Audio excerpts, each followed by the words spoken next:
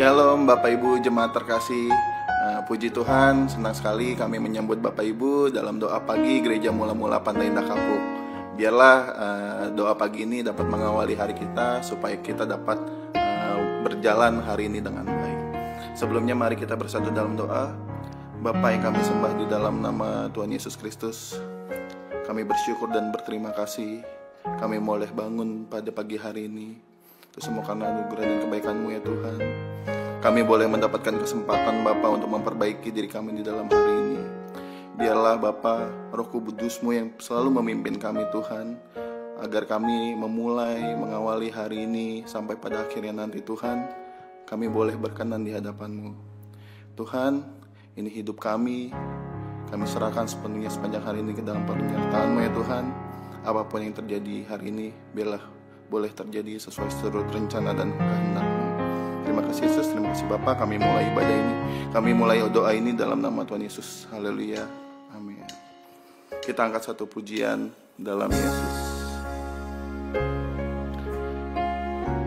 Haleluya. Kekuatan di hidupku, ku dapat dalam Yesus. Dia tak pernah tinggalkanku, setia menopangku, berseru berharap dalam Yesus. Sekali lagi dari awal, lebih sungguh lagi, kekuatan di hidupku, kekuatan di hidupku, ku dapat dalam Yesus. Dia tak pernah tinggalkanku, setia. Kau yang selalu setia menolong kami ya Tuhan. Kami mau berseru, kami mau berharap Tuhan di dalam-Mu Yesus. Berharap Dalam Yesus, ajaib Kau Tuhan, ajaib Kau Tuhan, penuh kuasa, sanggup pulihkan keadaanku. Dalam tangan-Mu seluruh hidupku tak akan goyah selamanya. Ajaib Kau Tuhan, Kau yang berkuasa Tuhan atas hidup kami. Berdaulatlah Tuhan atas hidup kami. Jadilah sesuai seturut kehendak-Mu ya Bapa. Dalam tangan-Mu seluruh hidupku tak akan goyah selamanya. Mari kita nyanyikan lagu ini lagi dari awal sekali lagi. Kekuatan di hidupku, ku dapat hanya di dalam-Mu ya Tuhan, kami boleh mendapatkan kekuatan. Biarlah kekuatan yang ada pada hari ini Tuhan, boleh kami dapatkan di dalam-Mu Yesus. Kami tahu Tuhan, mungkin di sepanjang hari ini kami akan melalui pencobaan Tuhan, kami akan menghadapi ujian Tuhan. Namun biarlah Bapa, kami boleh menjalaninya dengan kekuatan daripada-Mu, kekuatan di hidupku.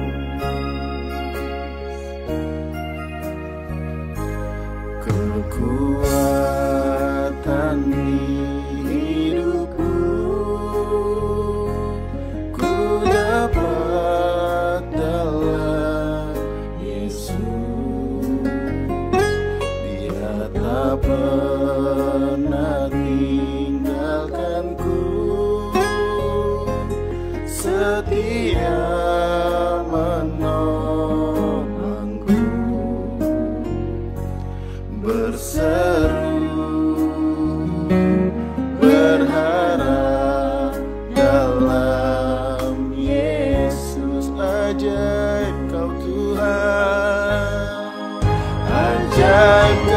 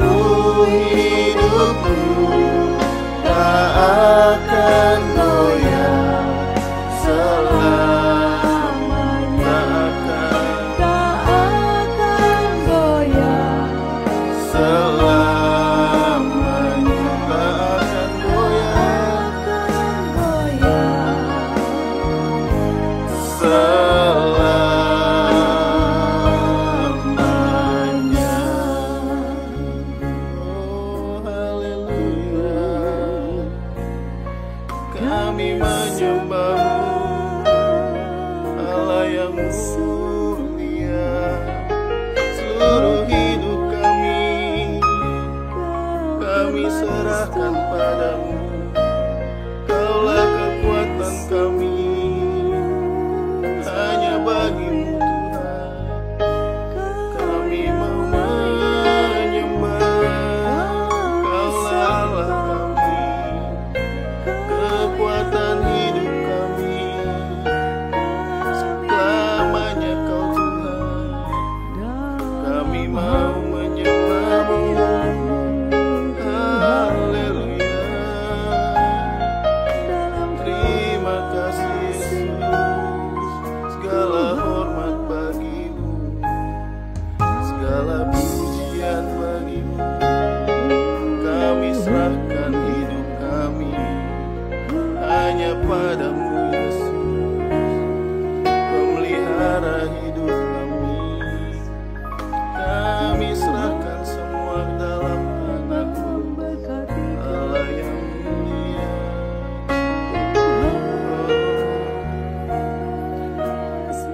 Bapak, Ibu, Saudara, kita tahu kita pasti mengalami pergumulan, persoalan di dalam hidup kita. Mari kita luangkan waktu kita 1 menit untuk doa pribadi. Sampaikan kepada Yesus apa yang menjadi pergumulan kita. Sampaikan kepada Yesus, karena hanya Dialah jawaban kita satu-satunya. Tidak ada di tempat lain jawaban yang dapat memberikannya. Hanya Yesuslah satu-satunya jawaban. Kami persilahkan Bapak Ibu untuk berdoa. Tuhan Yesus, ini kami Tuhan. Kami datang kepadamu Tuhan dengan segala kerendahan hati kami Tuhan. Kami tidak layak Tuhan, namun Engkau yang melayakkan kami untuk datang kepadamu. Dengarlah setiap doa kami ya Tuhan, kedalaman isi hati kami Tuhan. Kami tahu Tuhan, hanya Engkaulah satu-satunya jawaban kami Tuhan. Kami percaya Engkau mendengar Tuhan setiap keluh kesah kami Tuhan, segala pergumulan kami Tuhan. Yang terlebih penting Tuhan, kami tahu Tuhan, Engkau pasti memberikan jawaban yang terbaik Tuhan bagi setiap doa kami ya Tuhan. Engkau menyediakan rancangan yang besar Tuhan, rancangan yang indah Tuhan. Meskipun kami tidak tahu apa itu ya Tuhan, tapi kami percaya Tuhan dengan sepenuhnya iman kami Tuhan. Pengharapan besar Tuhan ada di dalam tangan-Mu Yesus. Terima kasih Yesus telah mendengar doa kami. Tuhan Yesus, kami juga mau datang. Kami tahu Tuhan, terkadang kami merasa tidak layak Tuhan. Ada roh yang mengintimidasi kami Tuhan, sehingga membuat kami takut datang kepadamu Tuhan. Namun kami tersadar Tuhan, kami mengingat Tuhan, kami mengingat Tuhan akan firman-Mu, bahwa Engkau mengampuni setiap kami Tuhan, Engkau melayakkan kami Tuhan. Kita angkat satu pujian sejauh timur.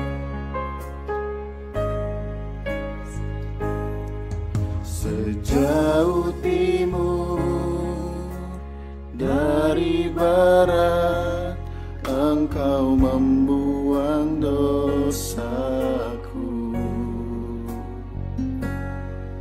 Tiada Kau ingat lagi pelanggaranku. Jauh ke dalam tubi laut, Kau melemparkan dosaku. Tiada Kau perhitungkan kesalahanku. Betapa besar, betapa besar kasih,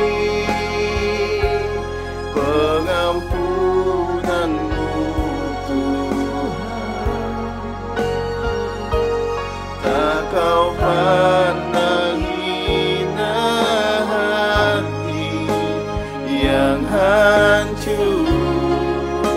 Kami berterima kasih Tuhan karena pengampunan-Mu.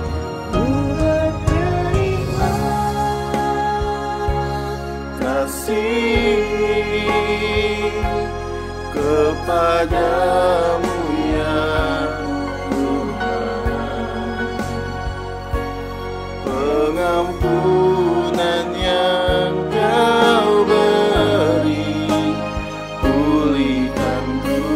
Betapa besar kasih-Mu Tuhan, betapa besar kasih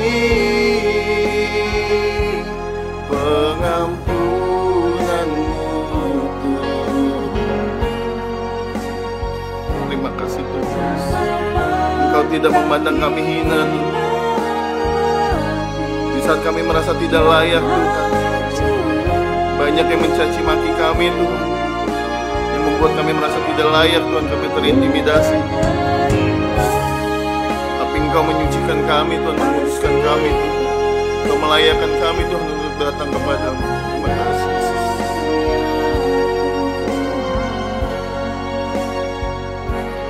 Pengampunan yang Kau beri, pulihkanku. Betapa besar, betapa besar kasih pengampunan-Mu Tuhan. Tak Kau pandang hina hati yang hancur.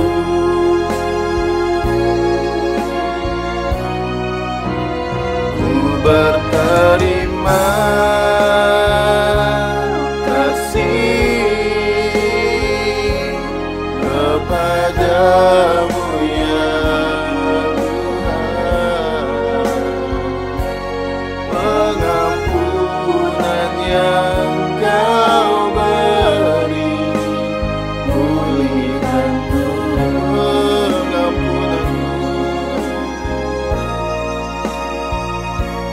Pengampunan yang Kau beri, pulihkanku.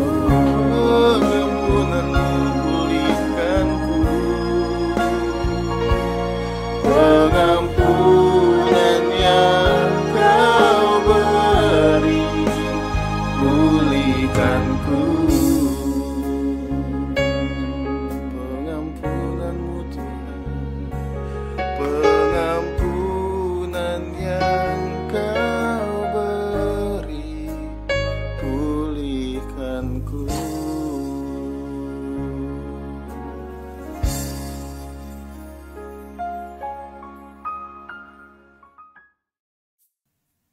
Selamat pagi Bapak Ibu, Saudara sekalian. Shalom untuk kita semua.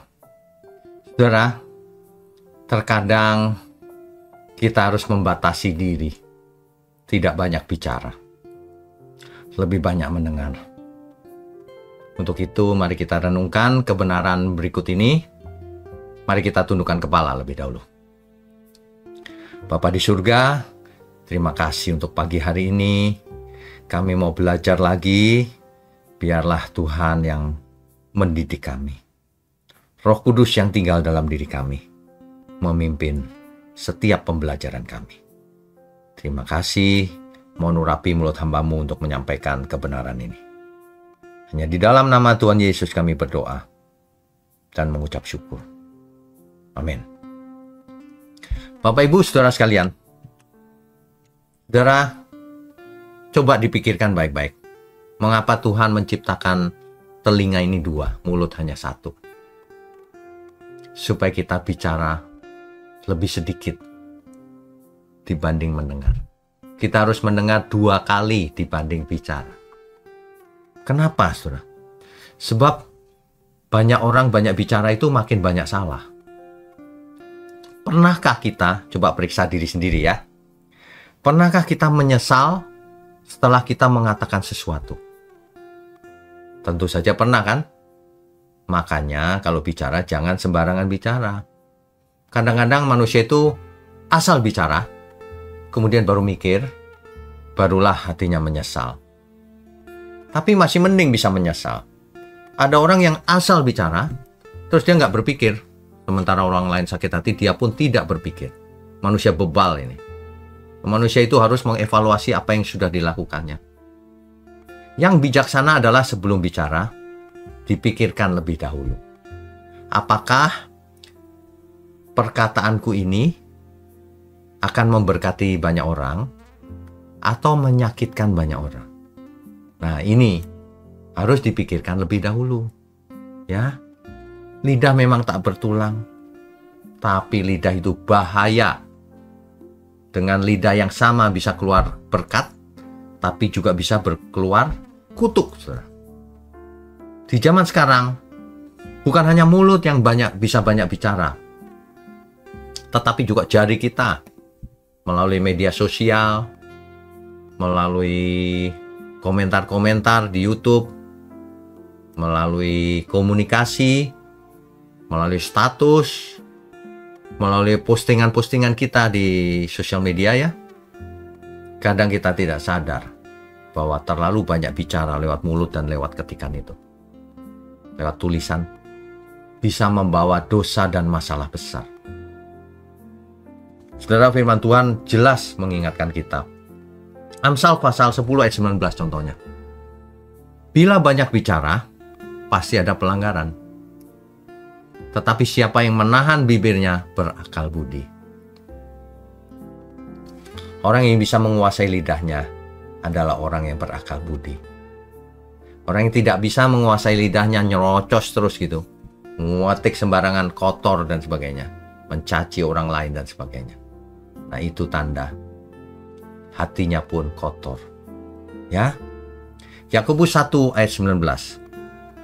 Hendaklah setiap orang cepat untuk mendengar, lambat untuk berkata-kata, dan lambat untuk marah. Ya. Ayat-ayat ini mengajarkan bahwa makin sedikit kita bicara, semakin kita bijak. Tentu saja yang disebut sedikit relatif ya, saudara ya. Kalau seorang pengkhotbah tentu harus banyak bicara, tapi bicara soal kebenaran. Nah, yang jangan banyak bicara itu hal-hal yang tidak ada hubungan dengan kekekalan. Gak usah banyak bicara, untuk apa? Jangan cerewet jadi orang. Ya. Jangan bocor mulut. Ya. Nah, lidah itu sangat berbahaya. Amsal 18 ayat 21. Hidup dan mati dikuasai lidah. Kata-kata ini bisa menguatkan, bisa memberi semangat, bisa membawa damai, tapi juga bisa meruntuhkan harga diri, merusak hubungan, bahkan menghancurkan masa depan seseorang jika bicara sembarangan. Makanya, contoh sederhana suami istri. Seorang suami jangan kasar sama istrinya. Nanti istrinya masuk ke hatinya dan sulit disembuhkan. Seperti papan yang kita paku, meskipun pakunya dicabut ada bekasnya. Ya. Minta maaf tidak akan menghilangkan bekas itu. Kecuali sang istri makin dewasa imannya, hilang bekasnya. Ya, tapi pada umumnya kan manusia belum dewasa imannya. Makanya kita harus berhati-hati menggunakan lidah kita. Ya. Banyak bicara itu banyak pelanggaran biasanya. Orang yang banyak bicara sering jatuh dalam dosa yang berbentuk gosip, fitnah, kebohongan, kesombongan, pencemooh. Pasti itu. Coba saudara bayangkan sekeliling saudara seorang pencemooh, bukan? Yang suka ngata-ngatain orang lain di balik kita, di belakang kita, suka jelek-jelekin, suka fitnah. Nah, itu dia. Ya. Petrus itu terlalu cepat bicara, saudara. Ia menyangkal Yesus 3 kali. Tapi untung saja ia menyesal kemudian dan bertobat. Judas juga sama. Menyesal juga, menangis, mengembalikan uang 30 perak, tapi tidak bertobat, malah gantung diri. Ya. Nah, itu.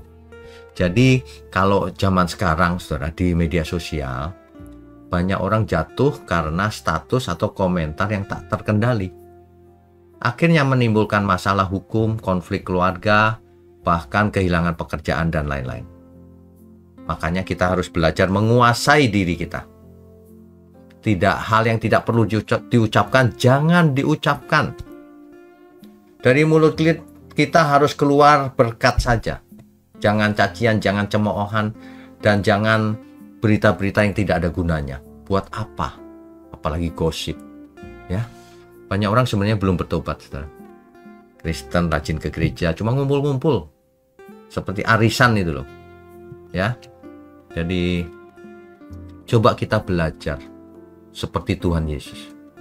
Tuhan Yesus diadili, difitnah, dihina, dituduh palsu, tapi ia tidak membalas dengan kata-kata. Tetapi Yesus membalas dengan kata-kata kalau itu perlu. Ya, tapi kalau nggak perlu, nggak usah. Buat apa? Tuhan Yesus diam bukan berarti lemah, tapi tanda kuasa. Ia tahu kapan harus bicara dan kapan harus diam. Nah, kita harus bisa begitu. Kita harus tahu kapan kita harus bicara, kapan harus diam. Ya, jangan nyerocos terus, bicaranya negatif lagi. Apalagi kalau kotor. Mestinya dalam kerendahan hati, kita menunjukkan bahwa pengendalian diri lebih kuat daripada kemarahan kita. Harusnya kita bisa mengendalikan diri kita. Tunjukkan bahwa kita anak Allah yang maha tinggi, yang pengendalian dirinya bagus. Kita semua harus belajar mengendalikan diri, mau ngubah mindset, supaya kita tahu bahwa mulut kita ini pun milik Tuhan. Apa yang keluar dari mulut, jangan cepat-cepat, dipikir dulu. Kalau itu ada gunanya, memberkati banyak orang, keluarkan. Kalau tidak ada gunanya, apalagi menyakiti banyak orang, apalagi fitnah, jangan dikeluarkan. Jadi kalau kita tidak tahu suatu peristiwa lengkapnya seperti apa, jangan komentar. Itu orang yang bebal, bodoh itu. Tidak tahu informasi yang sebenarnya, tapi berkomentar, memberi pendapat, berkesimpulan, apalagi menyebarkan. Waduh, itu tindakan yang sangat tidak bijaksana. Menyebarkan hoax. Ya, begitu ya saudara ya. Oke, mulai sekarang pagi ini, mari kita latih diri kita untuk mendengar lebih banyak. Bicara seperlunya, yang penting saja, yang memberkati. Itu yang pertama. Yang kedua, yuk kita berdoa sebelum bicara. Artinya tanya Tuhan sebelum kita bicara. Apakah ini boleh kukatakan Tuhan? Apakah ini nanti berdampak membangun atau merusak? Ya. Kemudian batasi kata-kata di media sosial yang tidak perlu. Ya. Yang hal-hal yang nggak penting nggak usah dikomentarin. Kita maksimalkan waktu kita untuk kebenaran, untuk memberkati. Ya. Ucapkan selalu kata-kata yang membangun dalam kebenaran. Gitu ya saudara ya. Jadi kita semua sebenarnya pernah buat salah di masa lalu. Yuk kita minta ampun lagi kepada Tuhan atas apa yang keluar dari mulut kita yang menyakiti banyak orang, yang memfitnah, yang menyudutkan seseorang tanpa bukti, dan lain sebagainya. Intinya cuma sederhana, kita gunakan mulut kita itu untuk memuliakan Tuhan atau tidak, itu aja. Kita belajar lagi ya saudara. Yuk kita tundukkan kepala. Bapa di surga, terima kasih kami diajar agar kami tidak banyak bicara. Biarlah apapun yang kami katakan mulai sekarang menjadi berkat bagi orang yang mendengarnya. Kami mengucap syukur untuk gereja ini Tuhan, gereja mula-mula GMM. Biarlah gereja ini selalu ada di tangan Tuhan, dalam perlindungan Tuhan, dalam pemeliharaan Tuhan. Tuhan pimpin kami semua menuju masa depan yang penuh harapan di dalam Tuhan. Terima kasih untuk tangan-tangan yang mendukung pekerjaan-Mu ini Tuhan. Kau berkati mereka berlimpah-limpah. Juga seluruh jemaat dimanapun berada. Biarlah semuanya menjadi keluarga di dalam Tuhan. Di dalam gereja-Mu ini Tuhan. Gereja mula-mula. Terima kasih hanya dalam nama Tuhan Yesus Kristus. Kami sambut hari ini dan kami mengucap syukur. Haleluya. Amin.